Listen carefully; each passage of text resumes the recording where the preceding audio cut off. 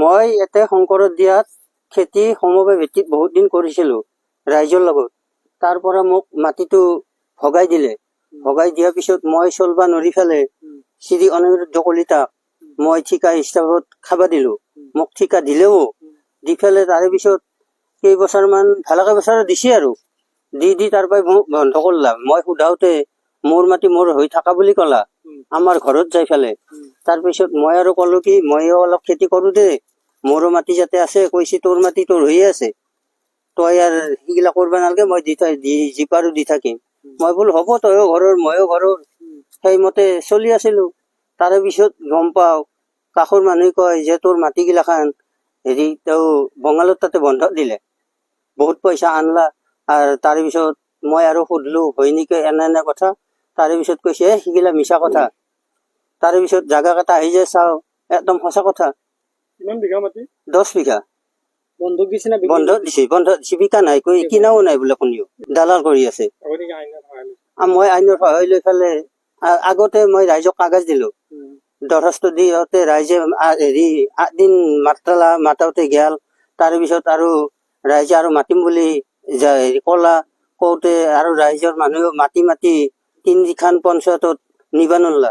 নৰি ফেলে তাৰ পৰা সম্পাদকে মোক কলে তই হেৰি কৰ, আইনৰ সহায় লও। তাৰ পৰাই মই আৰু এই সম্পাদকৰ মতে, সভাপতি সম্পাদকৰ মতে মই আৰু কেছ দিলো। কেছ দিওঁতে তাৰ পৰাই মোক মাতি ফেলে মোক কৈছে হেৰি সাক্ষী প্ৰমাণ লাগব। তাৰ পৰাই কেইজন লাগব ছাৰ? তাৰ পৰাই মই আৰু সেনেকে সুধিলো। সোধাওতে আৰু মোক কৈছে 4-5জন যি পাৰে তাকে আনব। তাৰ পৰাই মই 5টা 2 দিন নিছো। তাৰে সম্পাদক 2টা হৈছিল, এটাৰ পিছত এটা, সেই 2জনকো নিছো। নিয়াৰ পিছতো মানে সিহঁতৰ কথাটো আমাৰ সমবায়ৰ কথাটো মানি নলয়। তেখেতে আৰু মানি নলয়, এনেকে থৈ ফেলে তাৰ পৰা বন্ধ।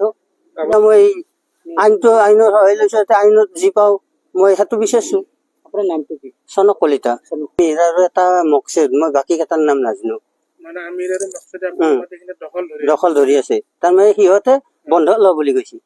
কাৰ পৰা লোৱা বুলি কৈছে? অনিৰুদ্ধ কলিতাৰ তাৰ পৰা। অনিৰুদ্ধৰ ঘৰ ক'ত?